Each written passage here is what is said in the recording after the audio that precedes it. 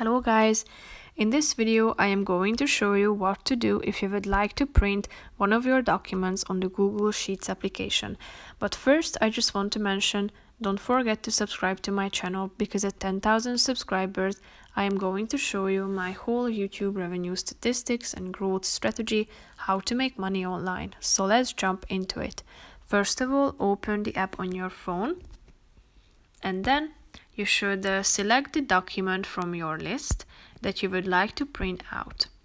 All you have to do is clicking on the three dots icon next to the title of your chosen document.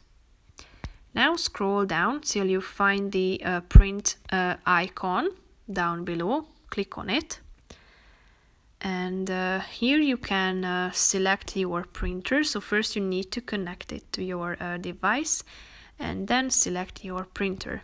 Now you can choose how many copies you want to make by tapping on this plus icon if you want to do more than one copy. Here you can see your chosen document print layout. If you would like to end the process by printing your document, press the button print in the upper right corner of the screen. That's pretty much it for this video. I hope you found it helpful. If you did, consider subscribing and see you in the next video. Bye bye.